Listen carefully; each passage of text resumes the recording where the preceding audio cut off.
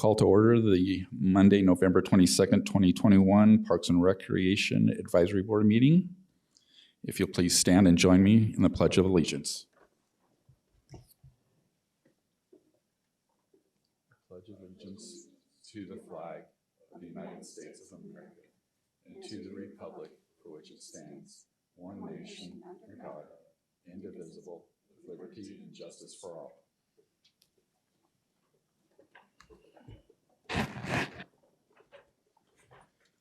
All right, if we can get roll call, Sherry. Okay. Sherry Butler. Here. Kyler Cox. Christopher Gallica. Here. Ed Heil is excused. Ashley Pasqua. Here. Todd Taylor. Scott Welty. Here. Natalie Strader. Here. And Councilmember Michelle Lynn. Here. Thank you. All right, thank you. Right now we have the call to the public. If you have something you would like to address the board about, you please step up to the podium and you can state your name and we can listen, but cannot discuss the matter unless it's an agendized item. All right. Minutes. Can I get an approval of the October 25th, 2021 meeting minutes?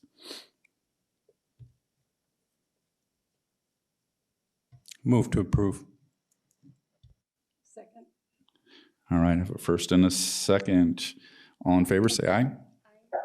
Any opposed? All right, minutes are approved. Communications, announcements, and staff report. Mr. Keene. Thank you, Mr. Chair. Just a reminder, there will be no after-school program November 24th through November 26th in observance of the Thanksgiving holiday.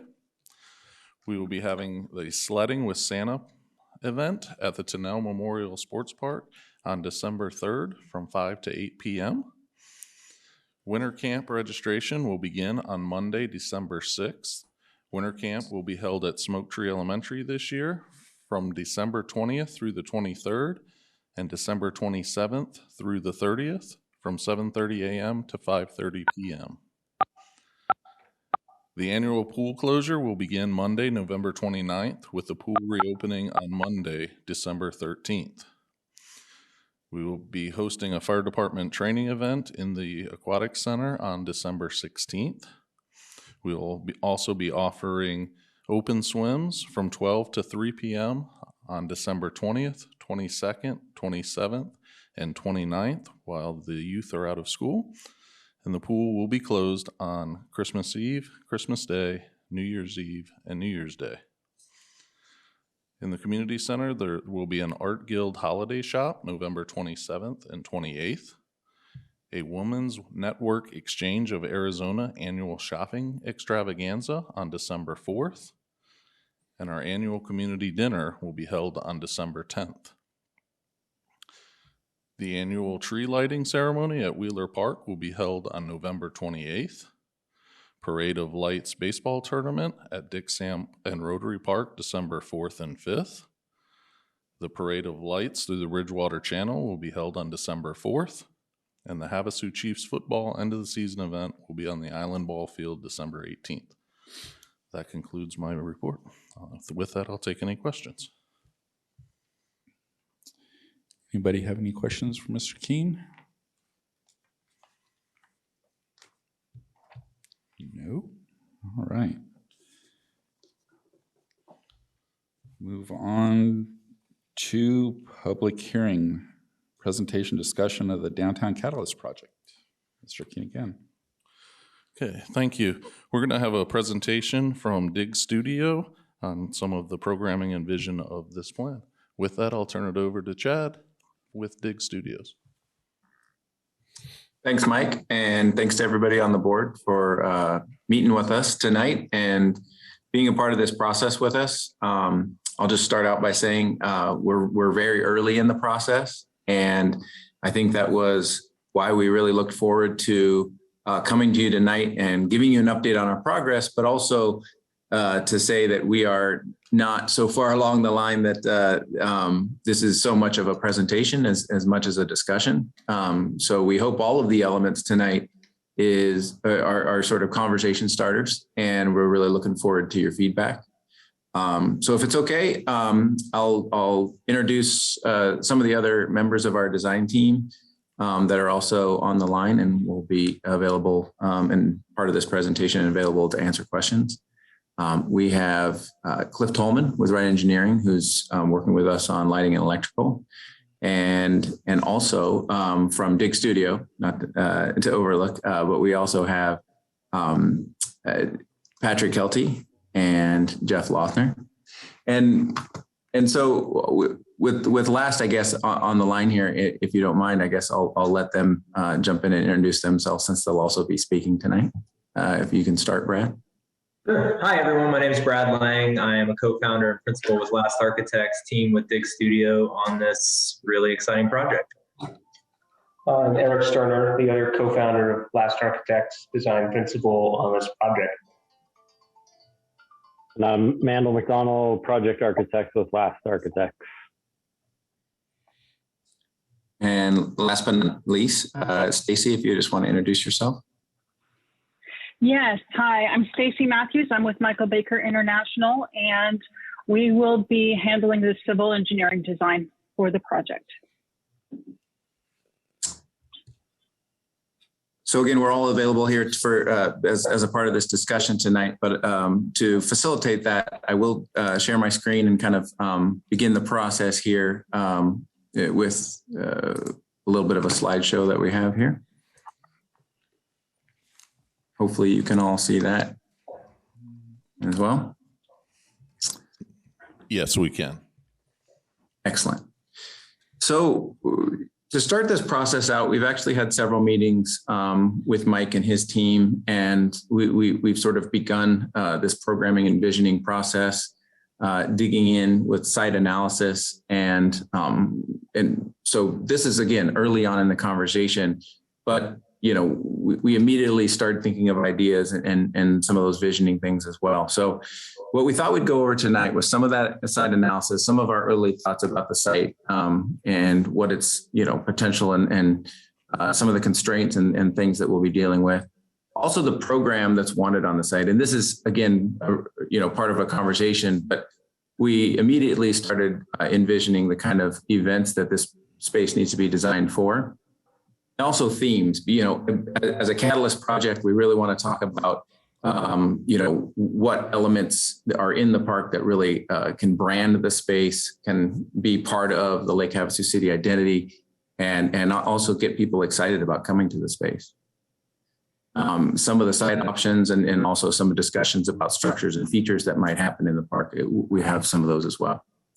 To begin this process, we always like to think in terms of design principles and design goals. And again, these are things that we've identified. So we'd love to hear from you if there's anything that you feel is missing on this list or anything that we should really be targeting our design efforts toward. A few of the things that we really think are going to be important in this process are scalable event space. And what we mean by that is designing the event space to the right scale of events that happen here, but at the same time, making it so that it can hold different scale events and feel comfortable for all of those. So on a daily use type of event or a more regular type of event with a smaller group, you know, every Friday type of event, you know, that might want to feel different or have spaces available to be programmed that are different from the really larger sort of annual events or, you know, large gatherings and events. So that's one really important aspect that we have kind of drilled in on in this early stage. Another one is trying to layer in those programs in spaces. So spaces become multi-use spaces, and we're able to layer programs into spaces and not make them isolated or one-use type of spaces. And that also starts to bring in this discussion of what's daily use versus large events. We want to provide connectivity, meaning access and, you know, the ability to load an event and you know, bringing the type of infrastructure and equipment that's needed for events and also for people, for access for people. and the connectivity to the space is really important. We also want to plan for the future. We understand that in this first phase, we want to be able to bring the space to life and make it more usable for more types of events and really excite people about coming here. But if it's successful, the space will grow over time. The space will attract more people to want to hold more events there and really become a key catalyst for the city. So that we want to plan for that by making the space flexible for change over time and expansion and those kind of things, whether it's space planning or infrastructure and those kind of things. So I'll dig into that a little bit more here in the future too. Also, the idea of this being a signature space, and this gets into theming a little bit, but also the forms and aesthetics that we apply to these spaces, and really trying to come up with something that is both visually and experientially something that people remember. And then also something that really showcases Lake Havasu's identity.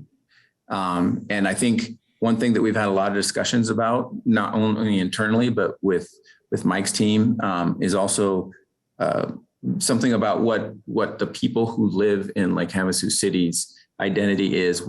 And can this be something new, but yet authentic to the people of the city that they can really embrace. So with that, I'll start kind of going through some of these things that we're starting to think about. Some of the early analysis of utilities, we've looked at what's available. We've definitely identified the potential connections for the type of infrastructure we need.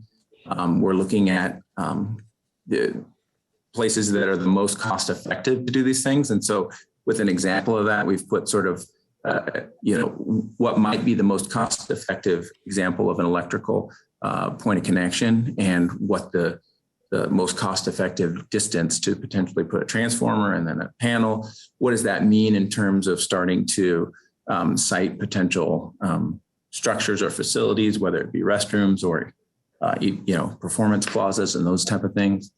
And so, that starts to direct some of our planning. Also views. We recognize that there is views of the lake throughout the city. And there are actually really interesting views from the site along the wash and down McCulloch. But I think one of the things we started to think about was that the view into this site is actually potentially one of the most important views. And the site, the way the topography works on the site, the fact that from the intersection, the site rises kind of to your eye, it really allows itself to potentially present itself with some really cool views that kind of welcome you into the space if taken advantage of. So that's one of the things that we've been thinking about. Also, just the connectivity that we talked about to this and how do we want to bring people in from all of these different potential source points and make the site very accessible and welcoming feeling. One of the potential connections that might be made is from the Nomad workplace that's going in right now and the public parking area. What we're really fortunate about is that there's a extremely nice trail connection to the plaza along McCulloch Boulevard. And that has the potential to really be a strong entry point. So in the future, if a bridge connection is made as well, we would be planning for that. But right now, we really feel like McCulloch, whether it be from the intersection along Curio or whether it be from along the trail connections and all of these points in between, is really going to be a strong connection point. We also started to look at one thing that's come up on every project, which is, how does sun start to affect the design of these spaces? And one of the most important thing that always comes up on almost every project is shade. And how do we deal with shade and how do we create comfortable spaces for people? So we started looking at this on the site as well. I think, Brad, you might want to actually kind of expand on this too. Yeah, that's great. Thanks, Chad. Yeah, so maybe you all are familiar with sun path diagrams. They're tools that we use to begin to inform the way we design and think about spaces. And so what we're seeing here is sun at basically 4 p.m. on different dates in the year. And why did we choose 4 p.m.? Well, 4 p.m. typically represents the hottest part of the day. And so the sun, as you see, rises in the east and sets in the west. And so it'll streak across the site. The site gets really good solar exposure that's both a benefit and an issue, right?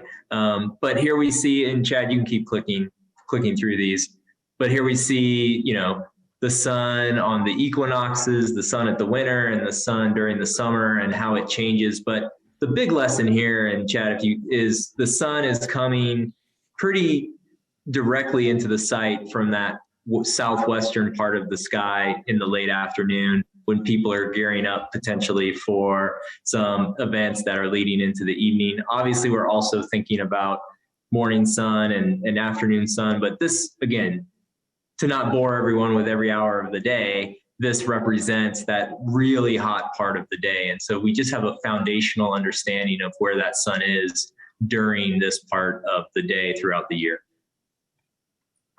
Yeah, no, thank you. Thanks for that. So, once we start to kind of understand the site and we think about, creating this signature space, we've obviously looked at precedents as well. I'll say that we probably looked at dozens, and if not more, but a couple that were really, kind of impactful on us were the ones you see before you. And we're going to dive into each of these a little bit more. But I will say, for instance, in the one to the lower left at David Street Station, this is one that actually Mike's team had brought to our attention as something that the city has actually looked at as well. In terms of scale, in terms of program, in terms of flexibility of space, we really looked at these precedents as a way of sort of testing what our initial thoughts about this site are, and really understanding kind of how dynamic some of these spaces can be, even when treated very simply. We also look at precedents for individual program types. And so, whether it be how to sculpt, an open space so that it really sort of starts to have its own identity, whether it be activating these street edges along McCulloch and Curio, and what can happen in those open spaces and in that central gathering space, but also, the spaces at the edges of this site. We don't want to be wasted or sort of, back of house feeling type of spaces. And really, we think that the whole site can be very functional in a way. And it also gets to that kind of scalable event spaces that we talked about as well. So we really think about all the different kinds of programs that could happen here and how these specifically lay out on our site. So along with kind of the overall program and those kind of things, scale is obviously very important. So to get a sense of scale of some of these precedents, the image you see here on the left is from Fremont, California, and it's a really, really close precedent in terms of program and in terms of spatial layout. Another one from David Street Station that I mentioned, it has sort of two spaces actually kind of stacked. There's one that's a more hardscape plaza space, but then there's also one that's a kind of an event space where people gather. They have events and concerts and also promenades on either side of it, which again is a really nice precedent. The park precedent here from Texas, from Houston, Texas, Levy Park. A couple of things that we really were intrigued about with this site is not only the open space that you see here on the eastern edge of the park, but this sort of multi-purpose canopy that extended from the restroom, but it also became the major shade canopy of the park. It became the major stage and performance space of the park, but it is not sort of an isolated stage. It's actually activated all the time on a daily basis. And it has a really nice relationship with the open space. And so from a scale standpoint, we want to understand how those relate to the downtown Catalyst site in Lake Havasu City. So We also wanted to bring in some of the sites that are currently used, including the bowl at Rotary Park, and that little tail there is actually just kind of the open space between the trees that leads over kind of toward the parking lot, but that's the main bowl space. And that smaller rectangle is Yard City, which is only a few hundred feet away from our site. And so understanding the type of events that are programmed in those scale of spaces and the groups that fill in those, you again start to see how these spaces relate to the scale of the Catalyst site. And I think that when you really zoom back in, and I'll actually back up there a little bit, when you zoom back in on kind of the gathering space, as well as the contextual, circulation routes and promenades that circle each of these. You see the circling walk at Levy Park, the promenades along David Street Station, and sort of these triangular gathering spaces that are functional for fair tents and food trucks and dining and all of these other kinds of things at Fremont Park and Plaza. When you relate those back to the scale of the Catalyst space, they really do apply quite nicely. So we want to think about those kind of precedents as well. So again, another layer to add to this discussion is going back to that program discussion. And we really started brainstorming about all the different kinds of things that could happen, and overlaying that with the things that started to stand out to us about the site. For instance, these edges along Curio and McCulloch that are highlighted were really about expanding that streetscape, making the pedestrian zone more nice and welcoming along those edges, being able to expand off of that pedestrian zone with program space that could bring in seating or tents or festival lighting, things like food trucks and other kinds of things could actually have space made for them there. So really activating those edges it also starts to let us define space within the gathering space. And by defining that space, we can help contain people for ticketed events or other kinds of events that really need, an event space defined. The spaces along the north edge and along the edge along the wash also become very important. In some ways, we want those to be buffers for the space, but also, they can be activated as well. It's a really important circulation route. And those kind of things. And then again, as these programs and spaces start to layer in, it's those smaller performance spaces, it's the larger performance spaces that start to kind of get the center of gravity. We'll talk about some opportunities for that as well as we look at the different kind of site analysis layouts that we came up with. So one more layer to add before we get to those plans. Is some initial ideas about theming. And when we talk about theming, I think one thing that in this particular case, we don't want to be too literal with some things, but at the same time, we do want to make some potential bold choices with some kind of sculpting and shaping of the site. So we not only are able to really, define space for its uses, but again, that view into the park and what people remember about the site, we want to start to build on that as well.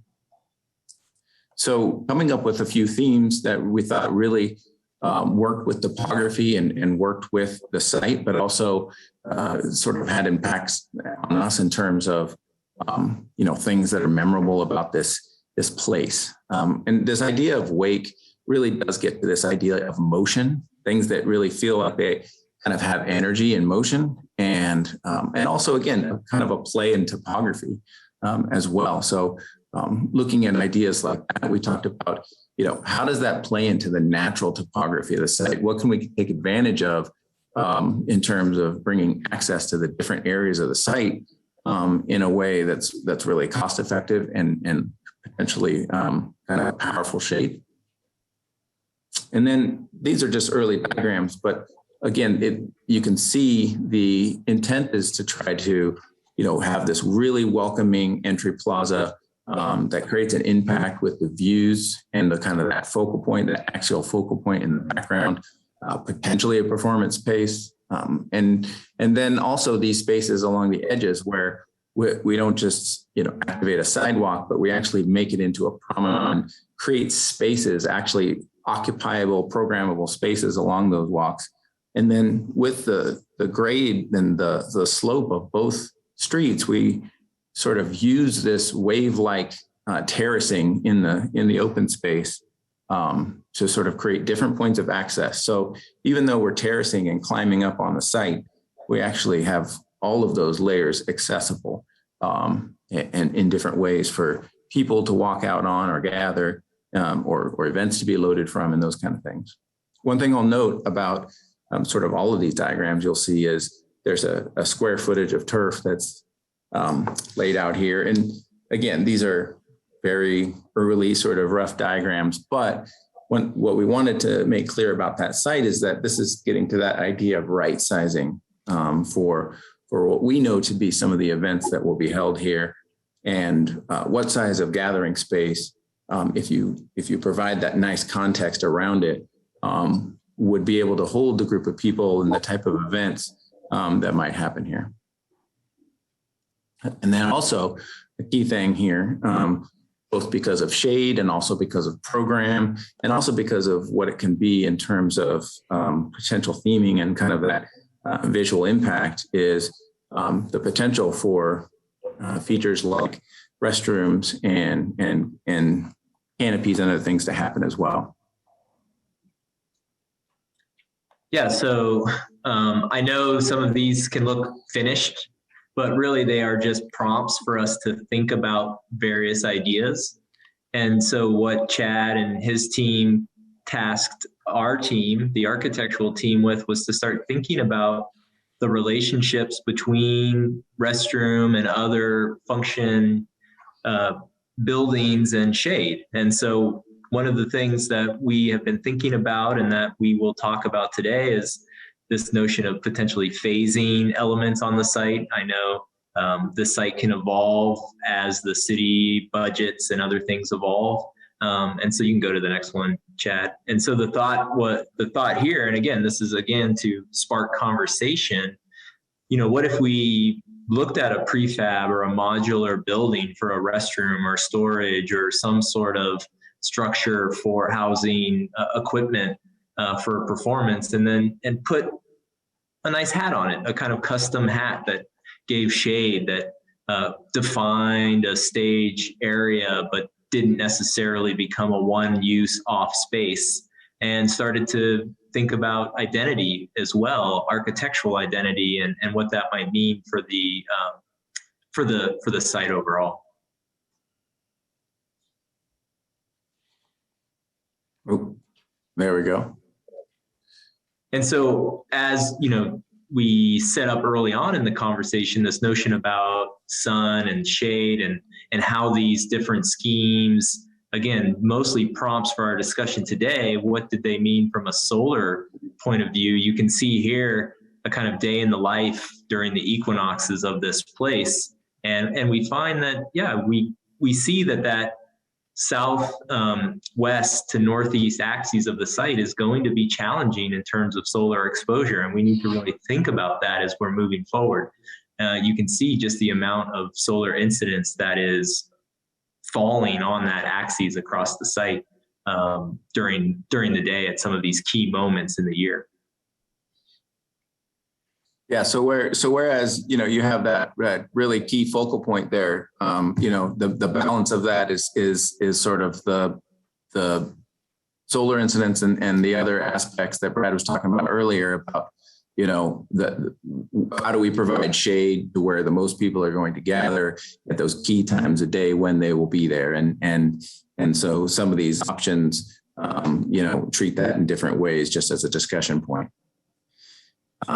So another aspect kind of theming that we've kind of started to think about is this idea, and forgive me, I called it Toyland because it's kind of where my mind was going, but really it just talks about how in all aspects, again, there's a lot of, outdoor life that really defines things in Lake Havasu City.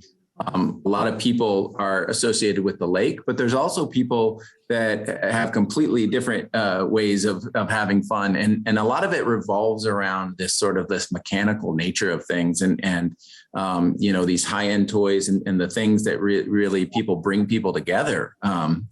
You know, some of these things obviously are, you know, individual people's passion, but again, you know, what really brings this community together and potentially kind of has an identity. So we think again about how do we start to exhibit that in the space, and is it with some bold forms? Is it with some geometry that potentially starts to, you know, be inspired by those things, but not necessarily, you know, too literal in all aspects, like Cars Land at Disneyland or something like that. But in some ways, you know, you really want to thread that kind of that edge where you are creating a bold form, and you are able to bring those types of uses here too. You know, thinking about the car shows and the show boats and the type of events that could be showed off here. You know, what kind of forms could really do that? So we looked at this really bold form and a new way of aligning sort of these entry points from you know, that promenade and trail along the wash, and bringing people in from the intersection, and where do they sort of meet for these performance spaces? And how does that all start to aggregate in terms of where program can happen at the intersection, along the street edges, activating those street edges, and then again, that performance space and what's the right size of that sort of open space. And then again, potential for, you know, what happens when, you know, canopies or structures can actually start to embrace this space, and how it takes that form up to that kind of next level.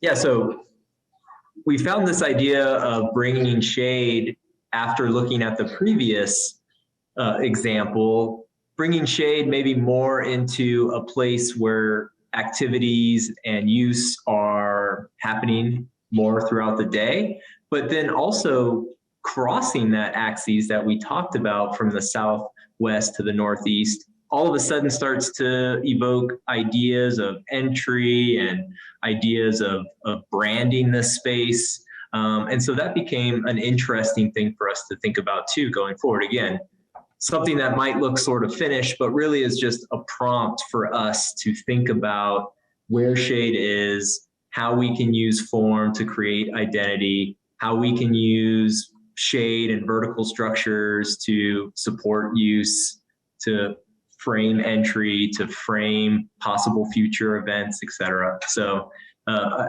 think an interesting thought is evoked here with bringing that shade across that axis. And also, like the precedent project that we saw in Levy Park, you know, can this be an extension of some type of facility structure? Can it be modular in a way that could grow over time? It's sort of an interesting study on where these could land to really reinforce those programs. And Chad, just so the team and the board knows just how much these are exploratory diagrams, is we did this version first and then realized the potential of bringing that shade canopy across the entry axes. So we don't even have a kind of study of the actual shade for what Chad was showing in the previous diagram. But those are the ways that we gain information and gain understanding of this place and think about potential options, potential solutions for making this a really great place to be. Yes, these are definitely all in progress. So that you see that variation there. Another really important kind of idea for us, and two things that were personally sort of impactful for me, and this is something that I've always really loved about the desert and about the Southwest. And actually, in my last 3 trips out, you know, seeing the sun set and seeing this really layered approach over those layers and layers, you know, of topography that kind of extend away from the city. And you'll see the painting. This is actually an Ed Mell painting here to the left. And it really does get to sort of like kind of that basics of how we're tied, to the landscape here in the Southwest. And so we start to get into these kind of geologic faceted forms and things like that. But even more so than that, it really is about those layers, and not just the simple forms. And this gets back to, how we discuss these kind of multi-purpose spaces and also scaling these spaces. So we thought about this faceted approach, where again, at any given time, someone could activate sort of this small, medium, large spaces, or even connecting them all together with a really good circulation path around the open space, with really welcoming entry points and sort of plazas that can be activated as well. And again, activating those street edges with potential program. And so this faceted form start to have a lot of flexibility in the way that it could actually break down the space. You see, again, what could this entry plaza sort of be in terms of being able to program this space and start to bring people into the space, as well as sort of getting that focal point view that we looked at before as well. And then what if we brought in those structures and started to layer this kind of idea, of potential canopies or other kinds of vertical elements. And again, these are all exploratory. The options for vertical elements are also sort of diverse. We saw in those precedents, like from Davis Street Station, sort of that colonnade where they were able to string lights and things like that. And so there's lots of options for what some of these vertical elements might be, but you see immediately how they start to kind of define space and really set up these kind of gateways. Another aspect of this is sort of looking across those open spaces and imagining some of how this might be even coming down Curio and what that streetscape might be like, imagining what that would be like if it was sort of almost like an open or street fair, or lined with food trucks along this right side here. And then how that could start to bleed in and sort of activate these spaces. And again, once you sort of add in that another layer of these different structures and things and how it defines space, you really start to see how impactful that is. Yeah, and one of the things that we like to do is challenge our own preconceptions. And so a couple of studies here, we're looking at a couple things. One is the separation between a potential restroom or a support building and the canopy itself. The idea being, giving ourselves flexibility for canopies to grow, for the buildings that are needed on the site, whether they be restroom or some sort of support structure, to come in as the site needs it or as the budgets support it. We're also looking at ideas of identity and entry. You can click the next one, Chad. And,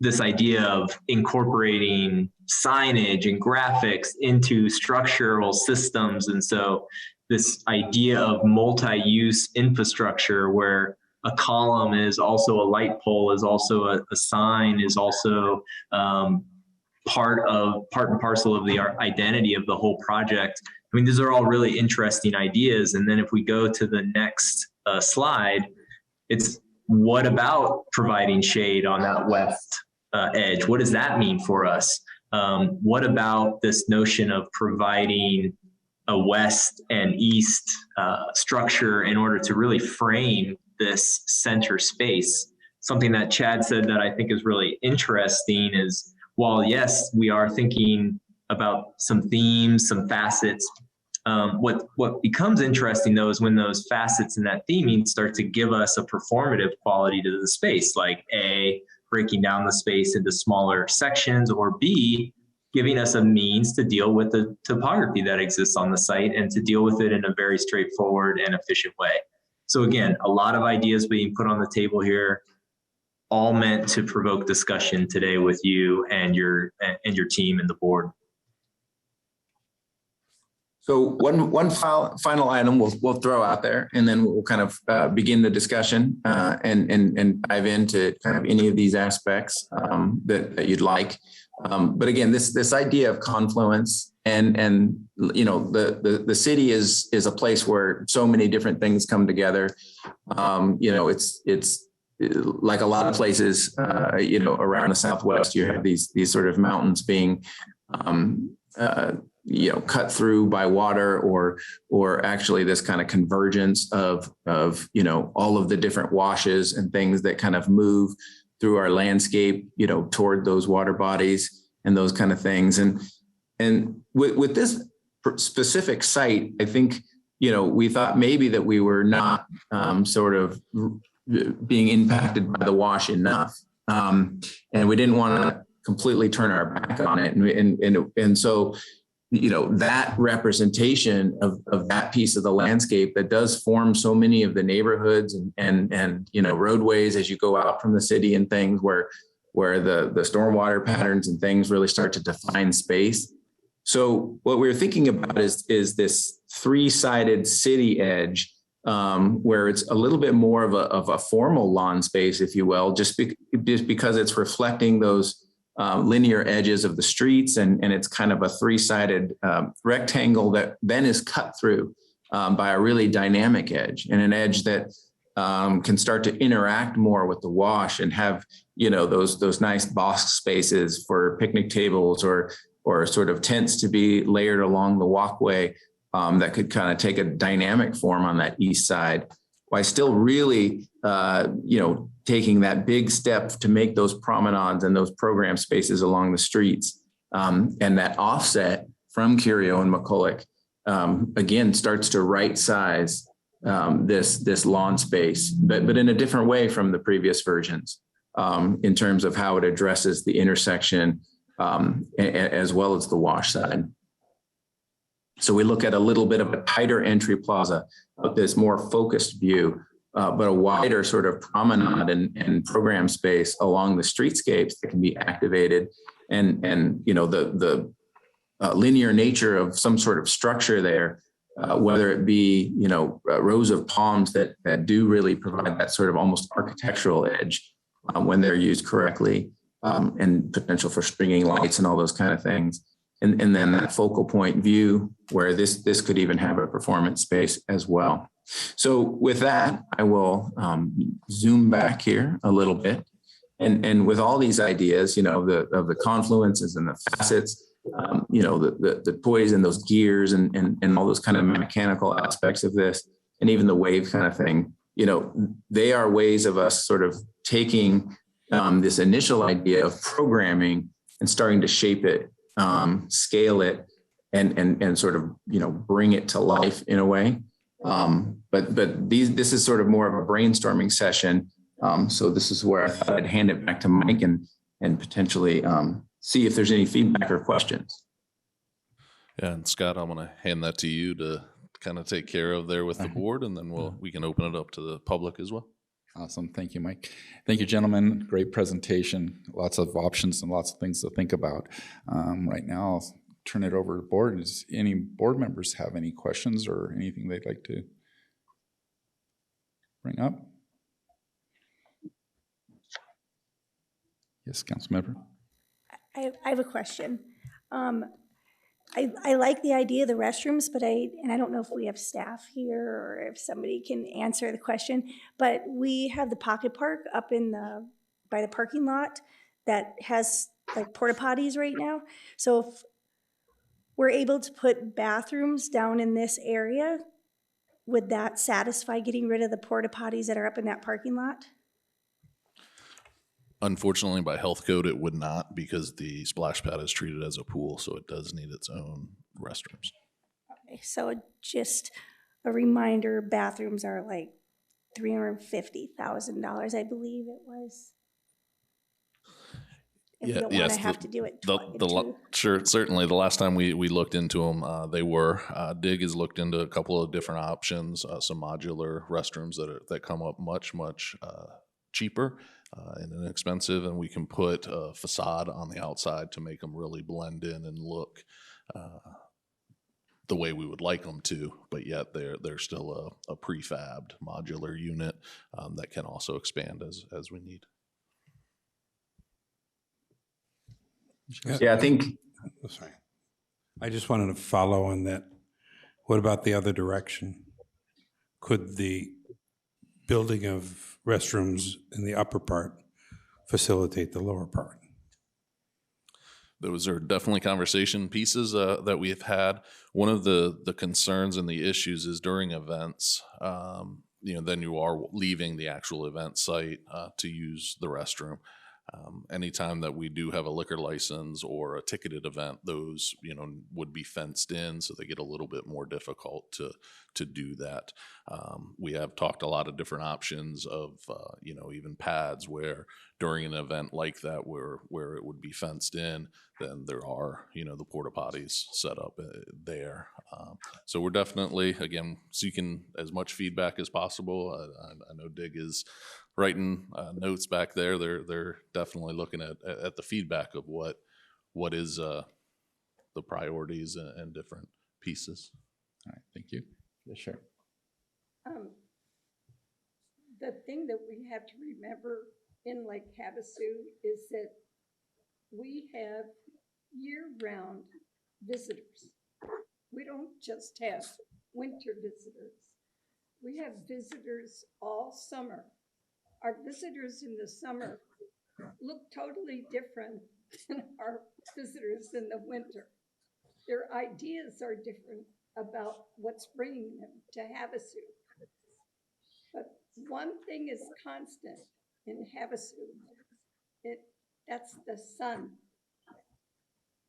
that draws people winter and summer. All these events that we are talking about for a community gathering spot all should be shaded from the sun, winter or summer. When you talk about what's going to draw people, Chad, you're talking about, is it going to have shade? And in the summer, we have sun longer during the day. It goes way into 8 o'clock at night. Absolutely. So, and it's actually coming back to you almost from the northwest at that point, which is sort of flipping of what the way a lot of people think about the sun and how to shade the sun on its head for some people, because they don't think about that, people's use at those times of year gets pushed kind of later into the evening, whether it's just because if it's after work and it's when things happen, or if it's just because they're trying to get out of the heat of the middle of the day. But as you so correctly mentioned, the sun is still there. If you're headed to an event, at 6:30, in the night and things like that. But to Brad's point about those times of day, if you plan for that, you can actually sort of have a really long sort of vertical shadow. And what I mean by that is, I'll give you an example. A small 20 by 20 tree at the end of the day at those times of year can have almost 100-foot shadow. And so if you're trying to kind of layer in what you're using for shade, you want to build in those kind of opportunities, if you will, to make those spaces comfortable. And also that can be an advantage because it's really hard to cover an entire open space because it's large with a shade canopy. And it's also then becomes almost impossible to maintain the grass if you do. But after 4 o'clock, when people want to be in that cool kind of open space, if you throw a shadow that direction using those long angles of the sun in the afternoon, you can actually kind of take advantage of that open space and put shadow on it without trying to cover it with a giant shade structure that's just enormous. So we're kind of looking at this with some of the studies that LAS is doing, and as a way of trying to be very strategic about providing the most shade possible. And that's why sometimes looking at the the ones that aren't working are just as important as looking at the ones that, oh, those really are hitting the right spots and those kind of things. So yeah, we're definitely thinking of that as well. I think that's a great point. Thank you. I just wanted to, what I was getting to is exactly what you just mentioned. And that is, why not have a canopy of some sort that covers that whole main area? And if it's going to kill grass, don't put grass. Put tile, pavers, whatever you want to call it, cement, because the whole draw is going to be out of blasting sun. To me. All right. Yeah, no, it's a really interesting idea. And I think that there are some options potentially to go in a direction that kind of can span, whether it's cabling. Obviously, those are some ways of kind of, covering large distances with kind of cable spans, and those kind of things. But I think it's a really interesting idea. I'm just curious, from an operational standpoint, what about grass? How easy is that to maintain through our, and it's part of it is a heat discussion. I go to London Bridge Park every day religiously, and in the summer at 9 o'clock at night, when the sun is down, it's brutal. That grass space in the summer almost sees no use because of how hot it is. I don't know how easy it is to maintain. I know we put in the irrigation, I assume in part to save water costs, but if you could. Sure, certainly, grass in the desert is difficult. There's a reason it's not native here. It doesn't just grow. It does take some maintenance and water to keep that alive and to keep it going. There's different strains of grass that we use in the summertime versus the wintertime to make sure that it stays as green as possible. All of these options so far have actually shrunk the amount of grass at that facility currently. So for as far as maintenance goes, it would be actually a little bit easier. Yeah, I think Mike brings up a really good point is that, the winter grass that does have to be reseeded with a different type of grass to grow in the winter here versus what can withstand our summer heat. And with that, it's actually a little bit softer and a little bit different type of grass to be on as well.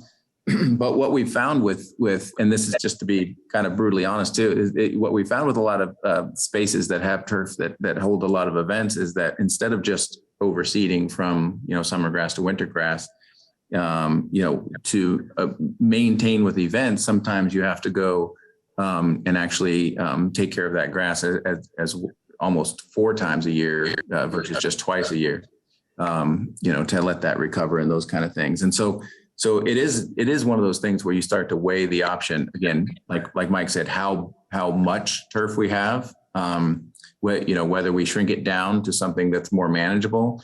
And this can be a seasonal kind of thing where if you create spaces that are of a size that really do take advantage of that cool, soft surface that's very flexible and doesn't, release a lot of heat at night. People love to be on the grass for that reason. But you balance it with other spaces, that can be activated where you can still set up a tent or drive a food truck or, show off your wares and like a show car or something from setting up a stage for a performance or something like that. So, not all of the type of uses and programs, for instance, that you see on this diagram would want to or need to be on turf. So it's really about getting that piece right. And, there's examples and precedents that we've looked on that obviously, are using the new types of artificial turf that can be a little bit cooler and a little bit safer and those kind of things. But also it's really about sort of, balancing that out. So we're still in the study phases in terms of those the sizing and what the actual finished material of these spaces might be. Ashley, did you have something? I do. I have a few comments or questions. Councilmember Lynn mentioned the restrooms, and I believe that that should definitely be included to make this a functional piece of property for the city. So we have to figure that out. And it would be great to have more than porta potties on that pocket park, but I know that's beyond this discussion.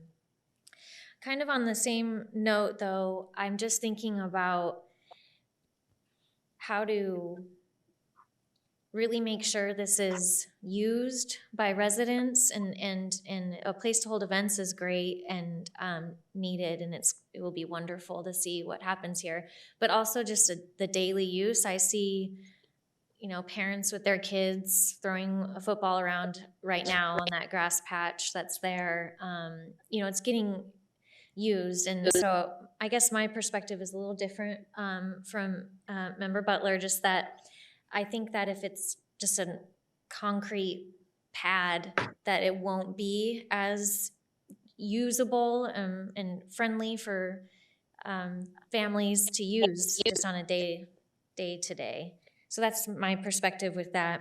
I completely agree that the sun diagrams, I'm not sure if that's what they were called, I've never seen those before. It's very cool. I'm very happy to see that that's part of your thoughts in your design work. I personally really like the Toyland concept with that wraparound shade structure idea, because that sun, when it's setting, can be pretty brutal at most times of the year. That one. I will say, I don't think people will like that name. That's just a personal comment. Fair enough. So sorry to Fair enough. say that so bluntly. But I finally killed the name. Congratulations. Thank you. I'm officially writing that down. I think that the city may have, some challenges to face with folks really seeing this as something that's really necessary and important, and a name like that I don't think will help. So, yeah, understood. And then my last comment is just also thinking about the different populations and generations of people where we want them to use this, is the pathways. You had a design, I think it's actually the same one, that has an additional access point from the wash area. So for folks who are parked in the parking lot where the park is, to be able to access that. I know, at least as a parent myself, if I was bringing my children when they were young somewhere, you want to park in a parking lot, not on the side of the road, so you have time to get all the stuff out in the strollers. And then you want to be able to have a sidewalk or a pathway to get there without having to cross the street. Some of those examples you showed of crossing Querio are areas where there is no existing crosswalk. So yeah, that path would be, I would see for families, the most usable path. Again, being able to safely park in that parking lot and then access the space. And I think not beyond families too, just anyone who is as mobile or has some kind of rolling device to get them somewhere, that we just need to make sure there's that access that's not just from the corner of the street. I think that's it. Thank you. That's a great point. Yes, Councilman Lynn. Yeah, I have one more question. With all of these, like the bathrooms and these buildings, are you taking into consideration that they want a potential bridge to put these together, these spaces together? Does this leave flexibility to do that?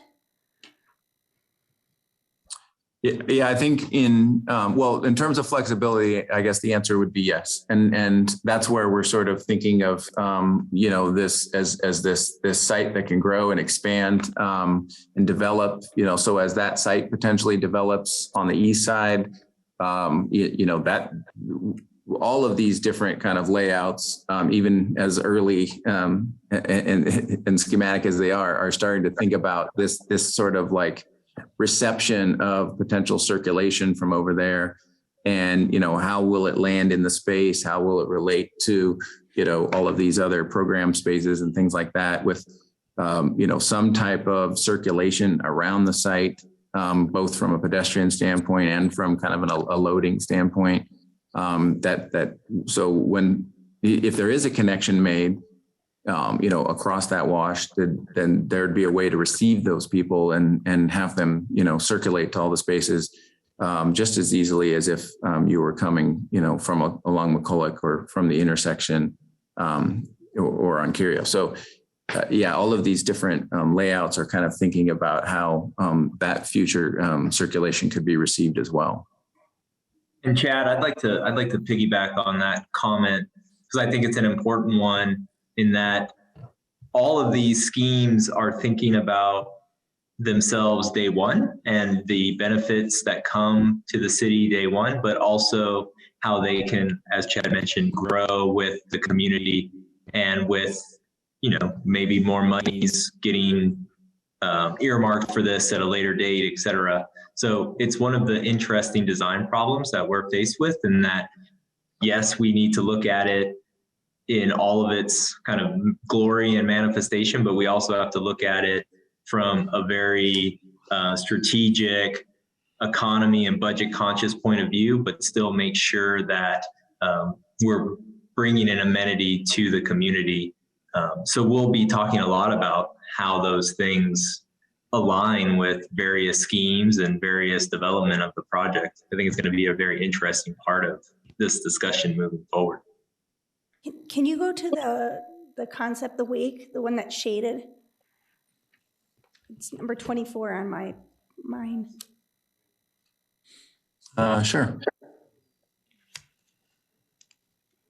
That one right there. See, this is just as where I'm concerned.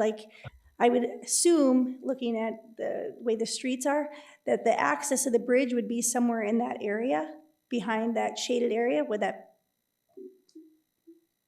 Is that what you'd be looking at? Something like that? Okay. Yeah, this walkway here would be sort of serving as that sort of entry plaza for a future connection there. Okay, I have one other question. I don't know if Mike's gonna like this. I know that we worked really hard to put that splash pad up there, but I don't know how much it's utilized, but if they just kept that little pocket park up there and they took the splash pad out, does that take away the requirement for having a bathroom in that area? It would certainly take away the requirement for a bathroom in that area. I do think that splash pad is utilized by a lot of individuals. We see quite a bit of usage for it. So I don't know that I would be necessarily in favor of removing that amenity. Can we move the splash pad to the park area? That would really be just rebuilding it. Just throwing it out there. Yes, go ahead. I think it's such torture to have a park and not have a restroom. For a parent to have children playing at a park and then have to ask a business to use I just think if you're trying to work it out budget-wise, I just would really advocate for restrooms. I would agree. Just to the number of events and programs that we run, the two big things that are the same two big things we're talking about here: restrooms and shade. Mm-hmm. Those are the top two on most people's lists when they go to any event, program, activity. So we're very conscious with this team as well of thinking those two amenities out. Thank you. I think that's where just really quick, I just wanted to kind of bring up a point that was touched on earlier, but I wanted to elaborate on just a bit. We are looking at, whether it be module or prefab type facilities, which have really come just, light years in the last 10 years in terms of the type of amenity that they can provide.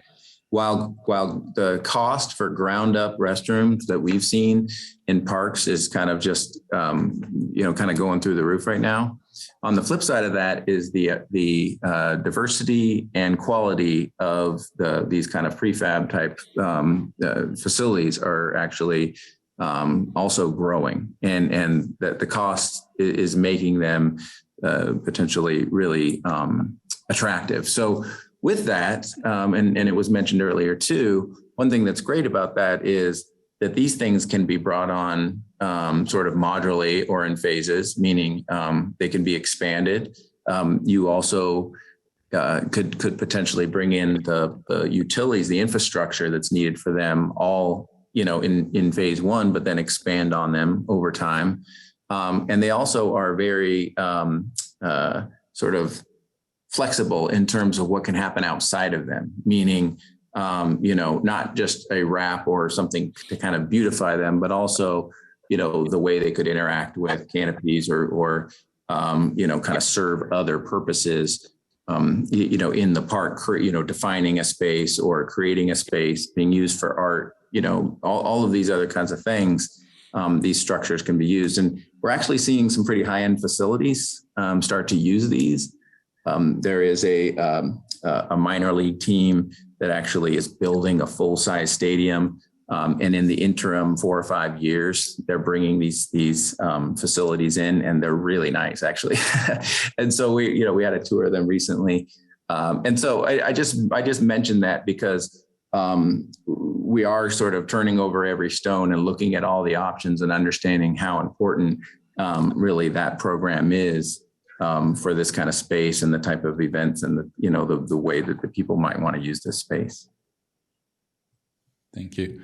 And as far as modular, those Sarah Park Trailhead, that's a modular restroom out there, isn't it?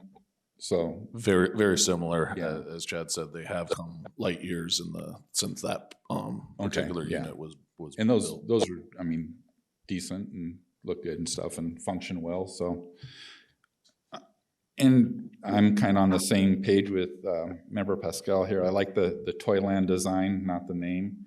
Could be construed in so many wrong ways. Noted. Again, grass, I think, is very important. Like she had mentioned, you do see families out there, they can go down and shop or do something or get something to drink or eat or whatever and sit out there and play with their kids on the grass and toss a ball around. And you do see that a lot. So I think that is important.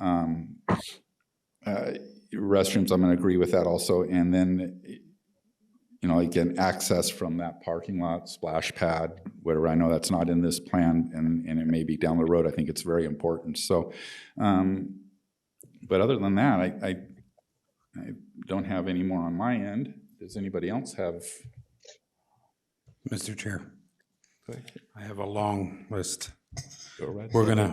gonna absolve all our earlier sins of quitting early with a marathon meeting.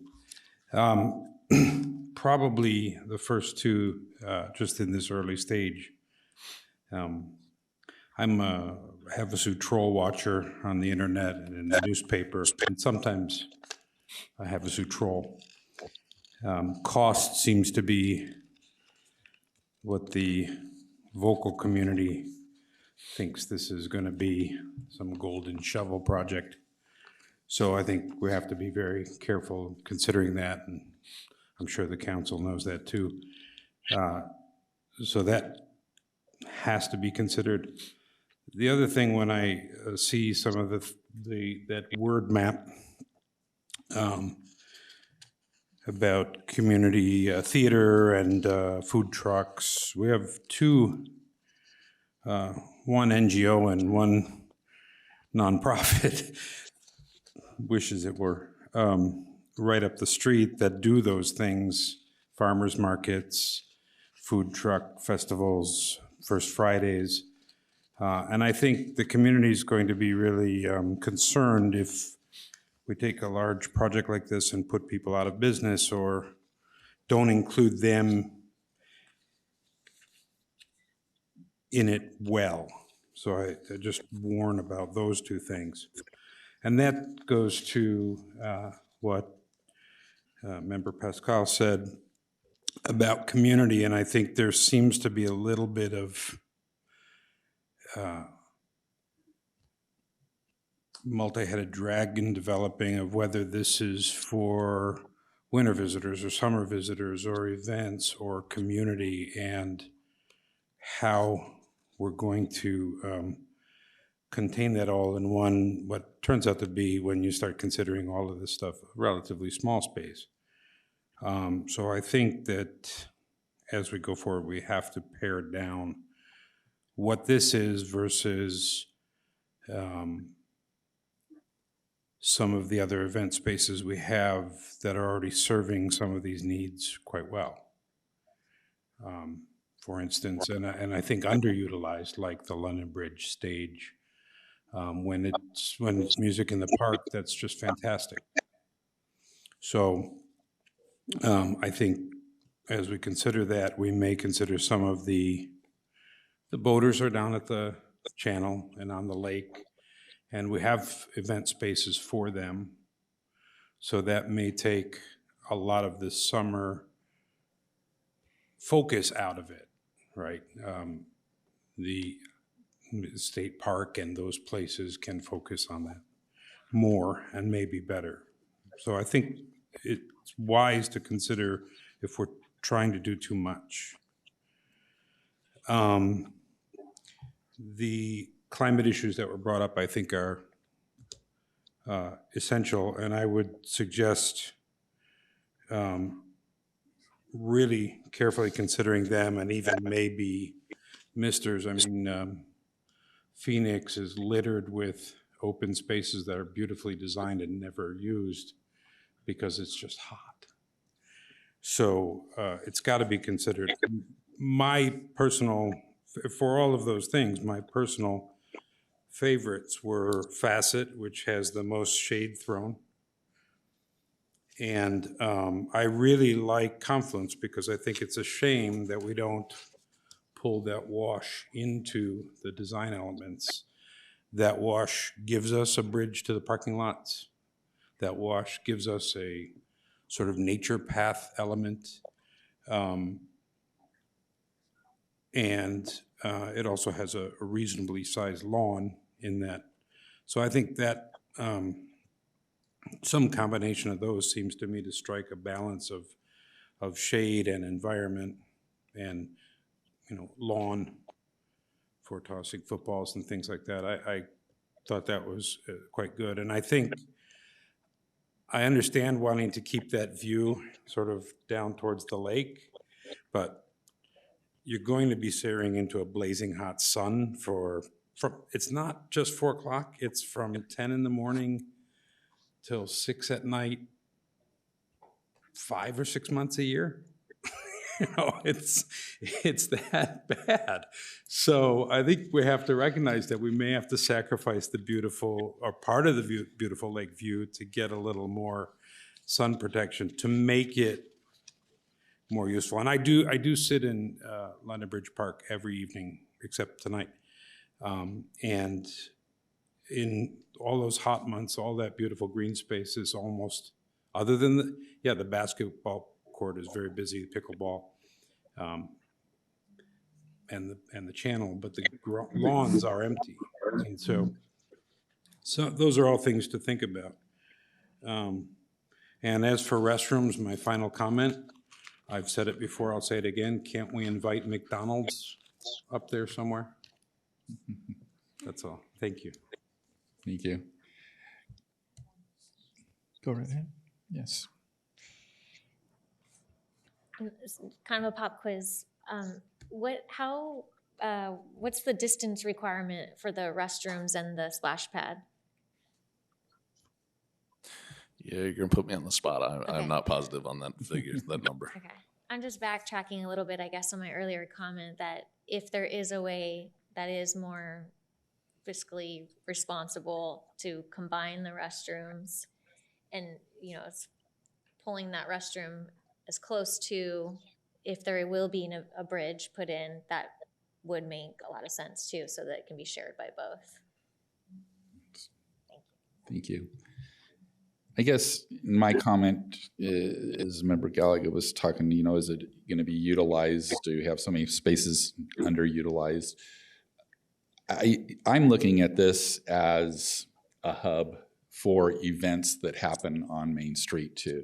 It's kind of like there would be a gathering place, a place to meet, a place to hang out, a place to go sit down as you're attending these events, or, you know, band playing or what have you. And it would be almost a focal point of the events that are held on Main Street. And therefore, I think with the events that we have now and the possibility to bring in other events on Main Street or McCulloch,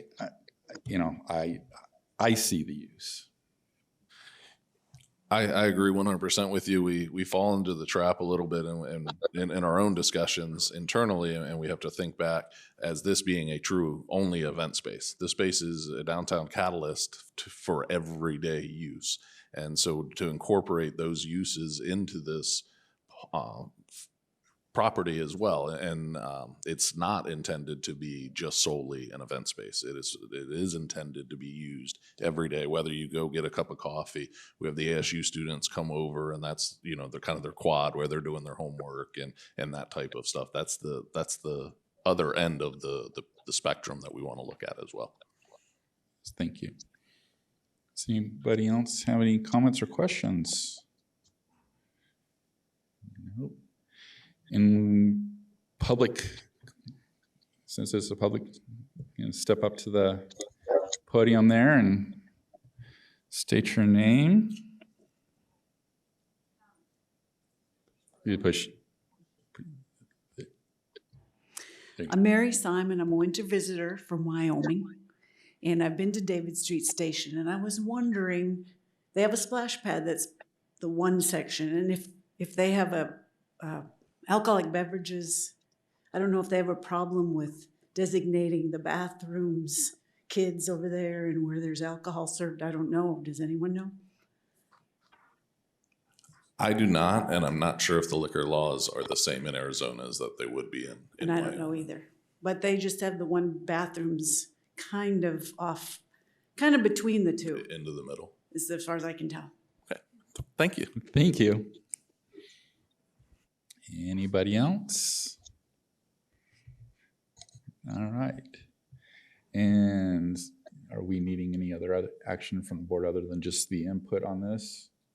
Yeah, no, we're really just seeking feedback from the board and from the public on this. Awesome. Okay.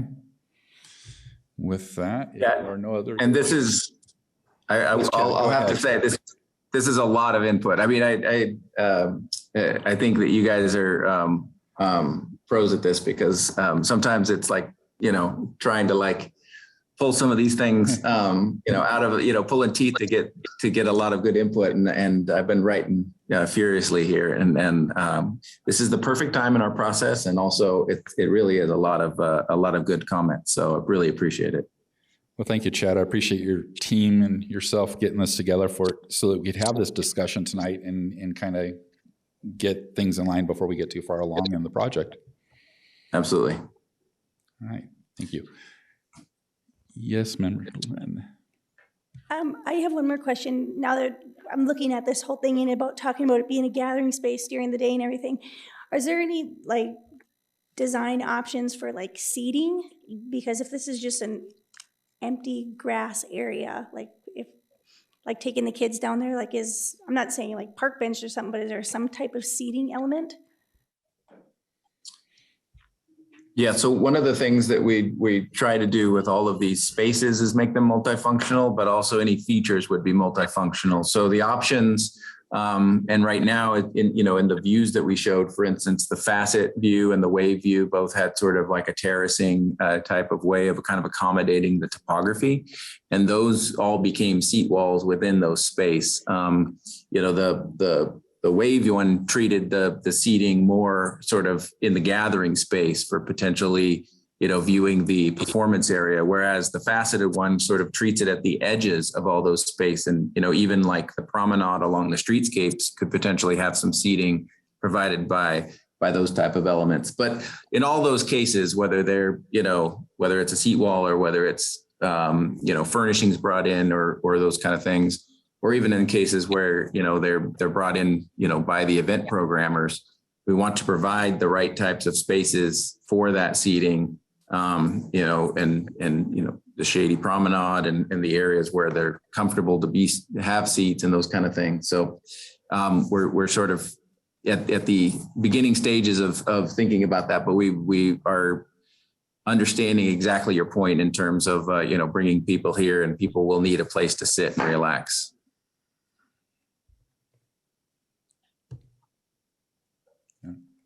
Right.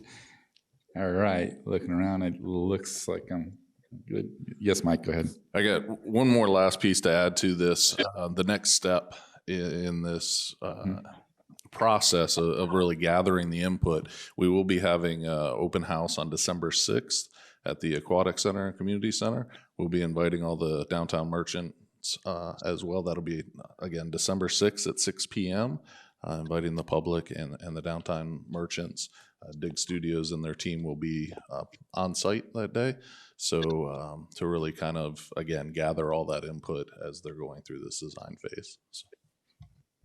Awesome. Okay. All right. I think we're good here. And close this section out then. And moving on, future discussion items, line 8. Anybody?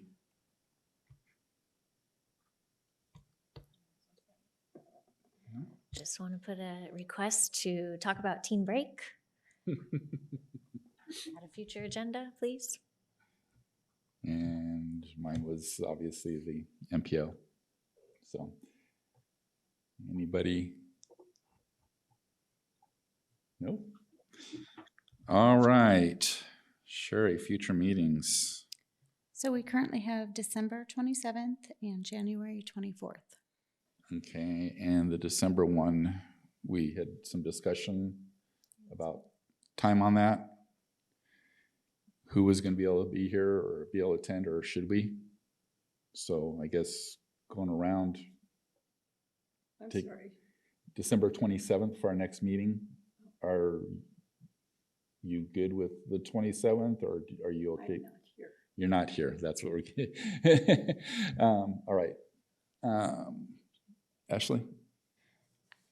So I do remember, so is there, I wasn't prepared for my question, sorry. I remember Councilwoman mentioning the retreat, Yes. and is there any? The retreat is actually the first week of February, so we'll have our January meeting before. Then retreat. I propose we do not meet in December. Okay. All right, then we'll take a vote on that. Or a motion, I should say, to not have or cancel the December 27th Parks and Rec Advisory Board meeting and just move it to the January meeting. So we're looking for a motion and. I'll second. Okay. All in favor, say aye. Aye. Any opposed? All right, so then we will not have a meeting on December 27th, and we will move to the January as our next meeting. All right, with that now, get a motion to adjourn. I move that we adjourn. And a second. And that is it. Thank you. Thank you all.